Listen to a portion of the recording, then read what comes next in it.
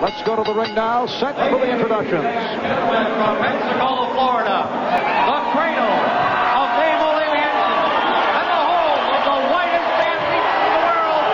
This is your main event.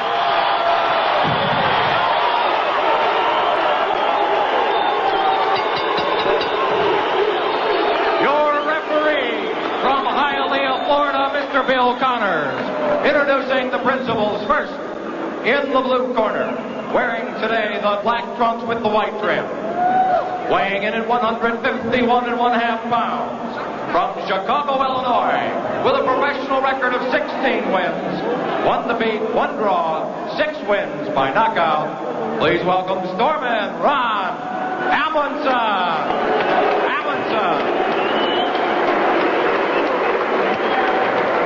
His opponent fighting out of the red corner, wearing the silver trunks with the black trim, weighing in at 155 pounds. From Pensacola, Florida, with a professional record of 2 wins, no defeats, both wins by knockout. Here is Roy Jones Jr.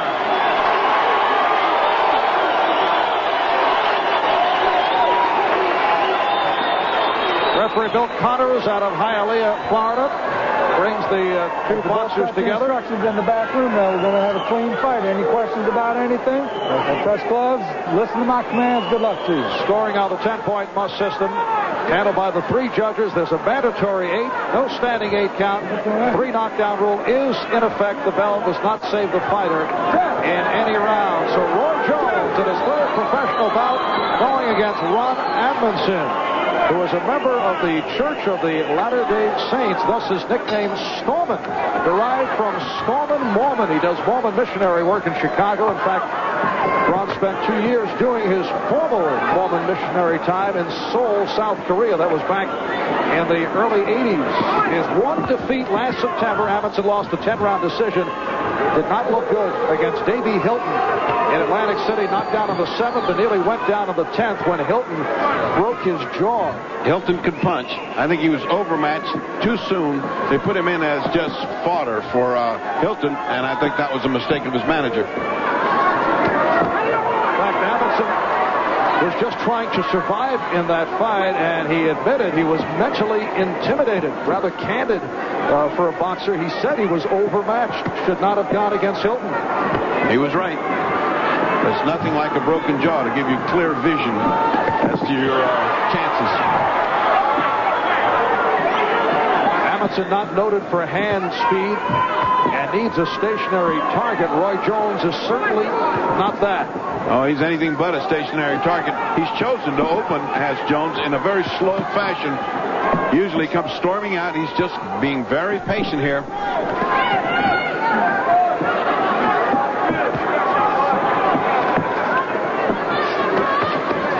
Jones usually very difficult to hit because he steps in, throws a quick 3-punch combination, and then it's gone before his opponent is able to fire off. We have not seen that to this point. He's fighting a very slow fight, and he's just keeping a distance between he and Ron Amundsen.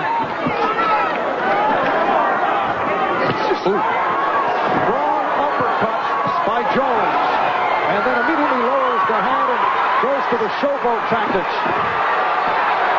Now that's funny. In the previous bout, every time Hobson showboated, they booed him. They cheered this guy showboating. He must be a big favorite around here. Is Roy Jones Jr.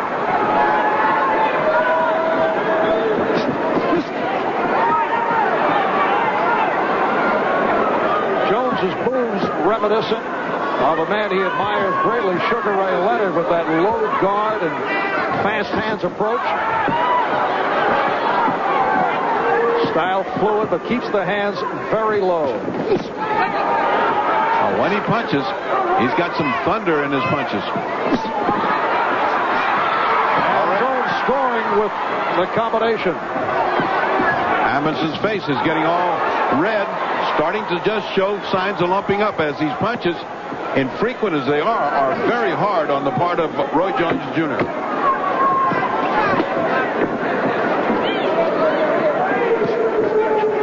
Final seconds, round 1. this is round 2. Roy Jones in the silver trim with black, and Ron Amundsen in the black trunks. Again, the showboating. He grabbed the rope, and he didn't get warned by the referee, Bill Connors. Hobson touched the rope and got reprimanded for it. You saw the weights on the tail of the tape right before the start of the fight. Jones at 155, Amundsen 151.5. Many boxing people at the weigh-in thought the scales were off by as much as 4 pounds. Amundsen, as we said, at 151.5, but he said he actually weighs 156. So if that's correct, Jones is closer to 160, and this is a junior middleweight bout. It calls for some interpolation by the boxing commission. If they all weigh on the same scale, just deduct the 4 and keep on going. What you're seeing here is a very, very big difference in hand speed. When Amundsen tries to come in and punch, just as he gets his punch off, a zinging shot is coming back from Roy Jones. Amundsen looking to showboat, attempting to throw Jones off. Ron Amundsen is actually club fighter status over his head here against Jones, against the speed and reflexes of Roy Jones. Remember, this man has had 18 fights against Roy Jones' 3 fights, and that gives you an idea of what statistics mean. Nothing.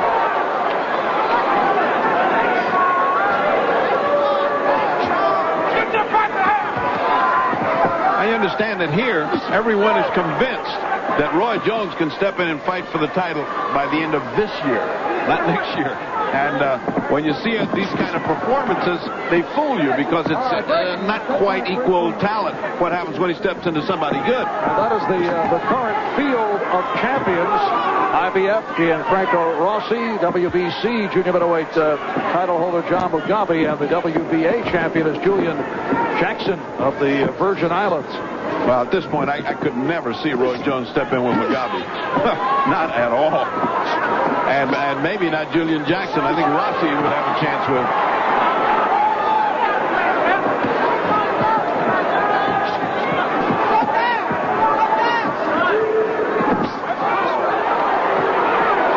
Thumping body shots.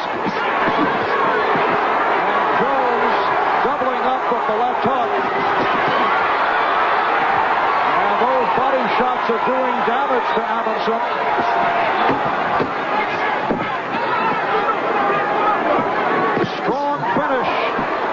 Jones in the second round.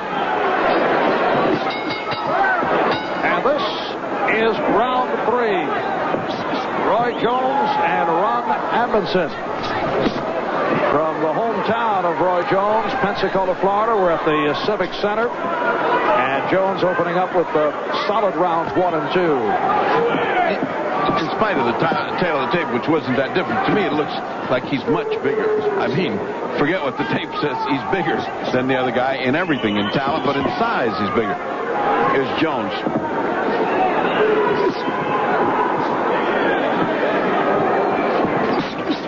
Roy Jones, the youngest member of the United States Olympic boxing team.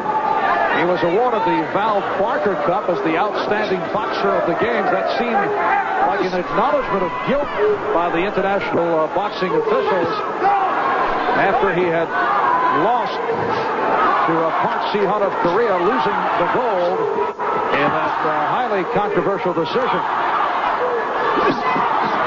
Oh, those hooks are really doing some damage. Jones' hooks are very, very hard and right on target. It was a beautiful hook, and when you aren't watching, the uppercut does a lot of damage as well.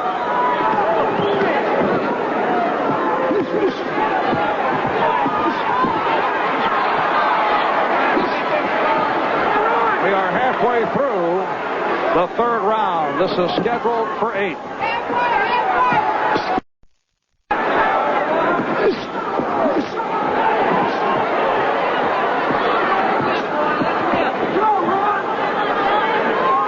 Showing the mark of a good combination puncher. Just when he fires off 2 or 3, you think he's through. Out comes another couple. And those are the ones that do the damage. Whoa! And the warning from the referee, Bill Connors. This has settled down to hard fighting, very little hot dogging, as Jones has come to work. It looks like he is determined to knock out Amundsen after a very kind of quiet first round.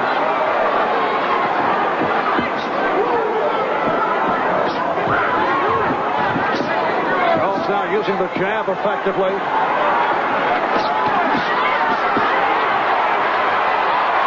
Amundsen forced to cover up. Anytime he comes close, he gets hammered to the body, to the head. Jones with the left hook, and he is pinching Amundsen here in round 3. Amundsen throwing some basketball fakes at him, but they don't do any good. This is boxing, and he is getting hammered.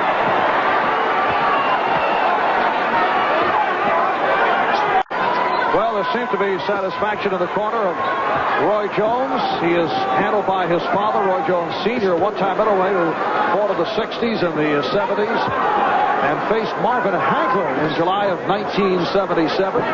Losing to Hagler, a bout that was stopped in the 3rd round.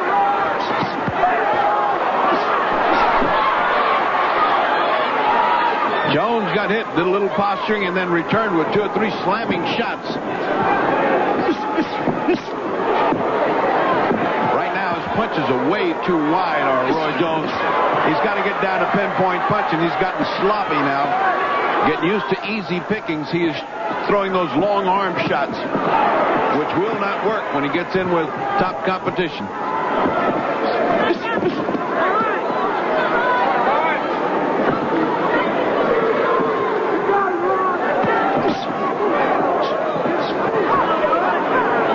Minute gone by. This is round 4, scheduled for 8. Does Ron Amundsen take a good shot? Is it a question of the punching power of Roy Jones perhaps not being as strong as advertised? The first part is true. He takes a good shot. The second part is you haven't seen Jones's power yet because he hasn't dug in to throw sharp, crisp punches. He's been throwing these arm punches and showboat punches. When he gets down, look at the way he keeps his left hand down. Jones does. When he gets down to digging those toes in and really punching, then he does knock everybody out. Look at that. He left his feet on that punch.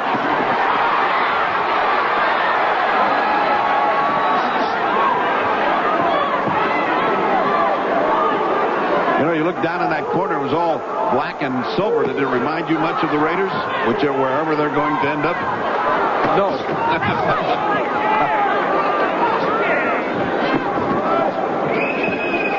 A strong body shot by Roy Jones.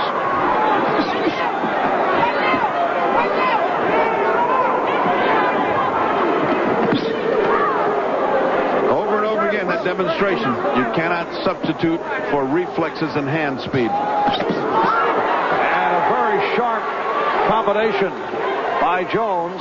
Amundsen, on the other hand, is strictly an arm puncher with no power. And slow. The deadly news is he's slow. Amundsen just took a big, deep breath. His arms are low, indicating nice weariness. 10 seconds left in round 4.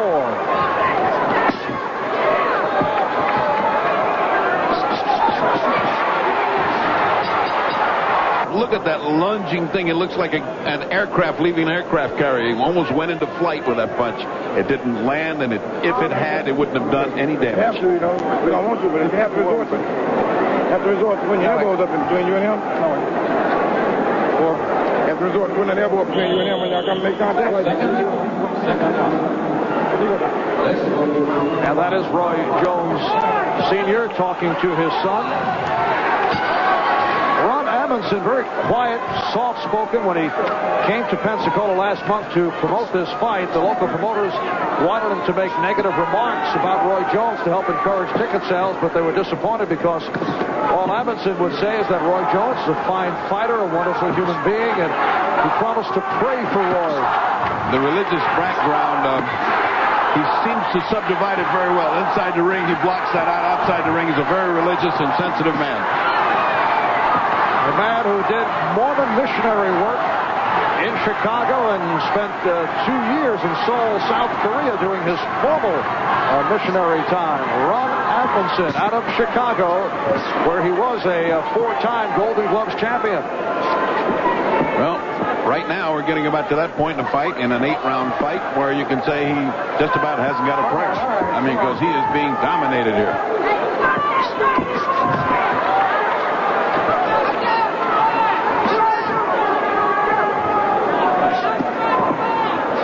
I think there's no question that Roy Jones's next fight will be a 10-round fight as he... Ooh, what a combination by Jones.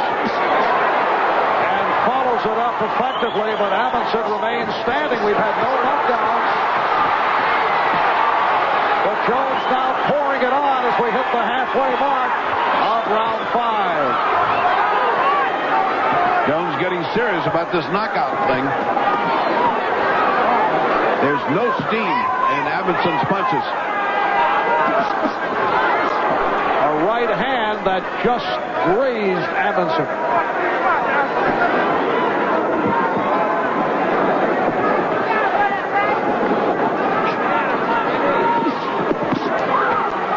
And Amundsen getting to the body of Jones.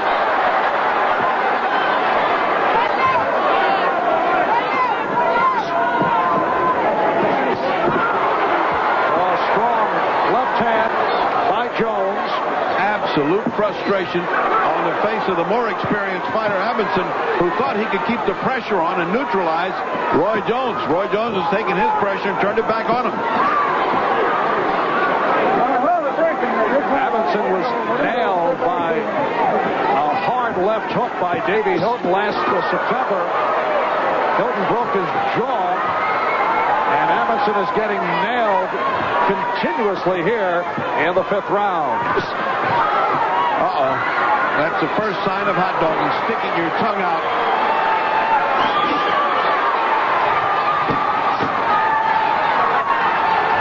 Final seconds of the 5th.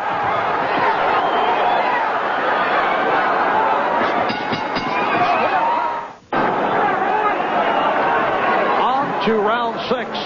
Marv Albert with the fight doctor, Freddie Pacheco. Roy Jones coming off a very powerful 5th round. What does the fight doctor scorecard tell us? I have a total shutout. 50-45 in points, quite unofficially, but I don't think anybody in his right mind can give one round to Ron Amundsen, who has been taking a boxing lesson and a shellacking. When did you send those trunks that Jones has to the cleaners? You re-chrome them after every fight. Ooh, first 2 decent shots that Amundsen has landed in rounds and rounds.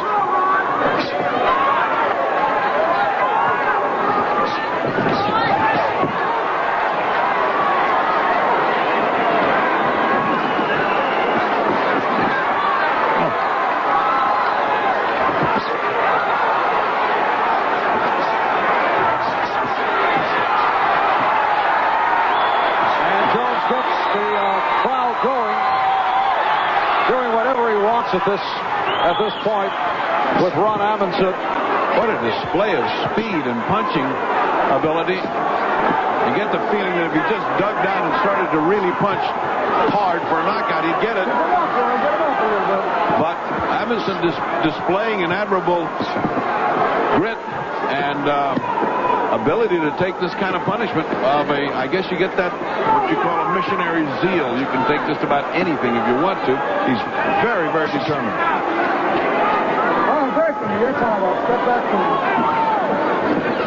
We approach 1 minute remaining in the 6th round.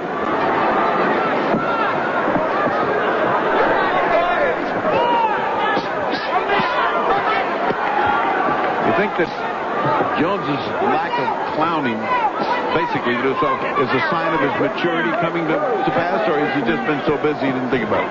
What do you think? Well, I was surprised that he came out as he did in round 1. He usually comes out in hot dog fashion, and he looked like he was ready to do business. And then where he got his confidence, he did begin the clowning. And yeah, perhaps that is the reason that he's taking it a bit more more seriously. In his first professional bout here in Pensacola, had an easy time with 31-year-old Ricky Randall. There was too much hot dogging on the part of Jones. He's certainly serious this time. It's been precious little of the showboating that we saw before.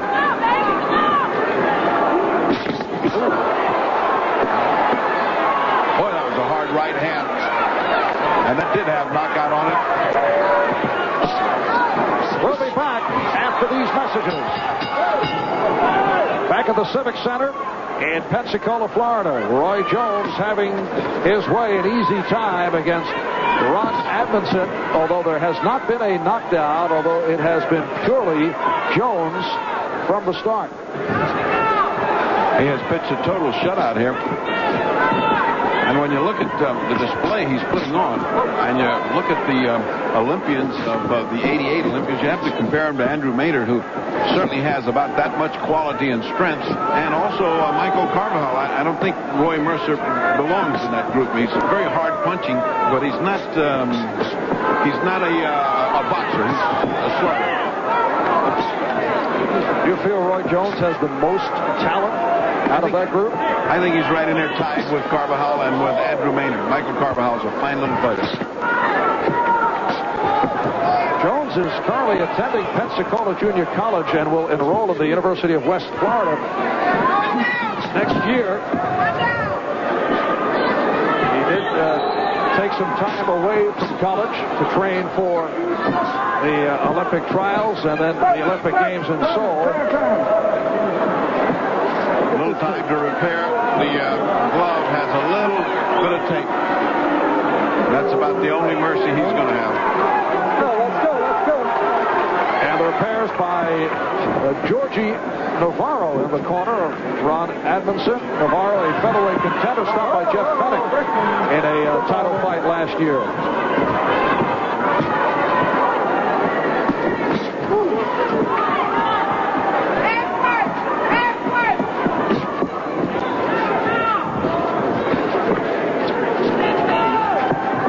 Fennick's case was rare in that he broke many bones in his hand, retired, and then setting the record for below the fighter resistance is back. He's out. As soon as his hands healed, he said, I'm back. Ooh. Left hand by Jones to the chin of Amundsen. With 1 minute remaining in the 7th round, the pounding continues. Amundsen is tough. His head snapped back. You would think that he would show damage, but he's still there and there fighting. Earlier here on Sport, quick left hand by Jones, and Amundsen goes down. You see the time remaining in the 7th round. Referee Bill Connor is saying, are you all right? And then, are you sure you're all right? And Connors has called it. It is all over. Roy Jones has stopped Ron Amundsen in round 7 of a scheduled 8-round bout.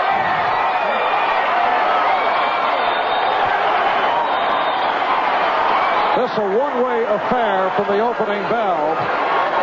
I can't recall many effective blows thrown by Amundsen. I can, and I'm kind of amazed that he took as much as he did before he finally went down, because his head was snapping back. That's usually the sign that you have no more control, and down you go. And he did. So Roy Jones makes it 3 for 3 as a professional. Record of 3-0, all 3 by knockout. And you can place the name Ron Amundsen alongside